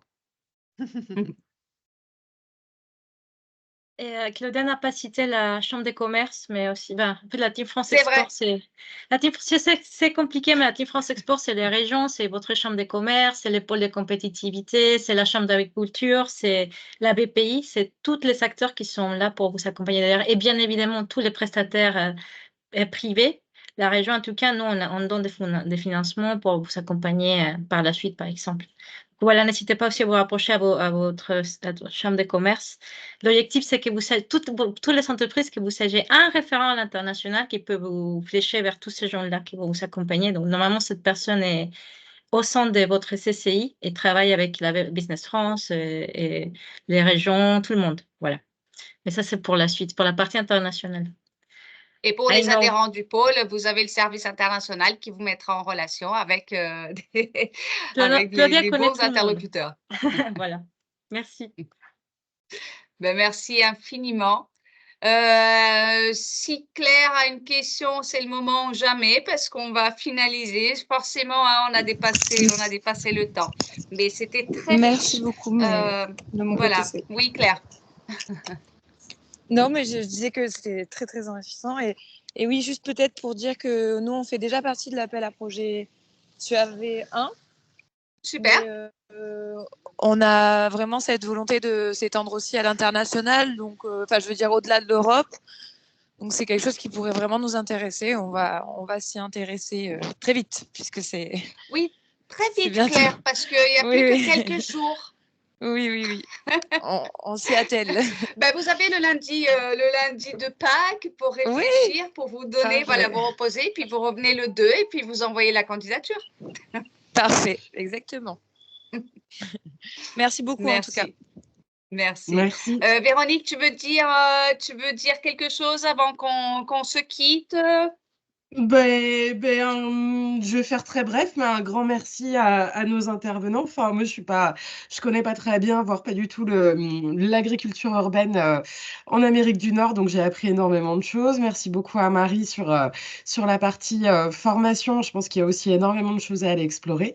Et puis, merci aux participants et à ceux qui nous regarderont en replay. Merci. Merci revoir à tout tout le le monde. monde. Bye bye. Merci Yann, merci Yannine, merci Véronique, merci Marie surtout. Et puis, n'hésitez pas à envoyer vos candidatures et à nous retrouver à Bruxelles pour ceux qui peuvent. Voilà. Merci. Merci à tous. Merci Bonne fin de Charles. journée, au revoir. Merci à tous. Au Bonne revoir. journée.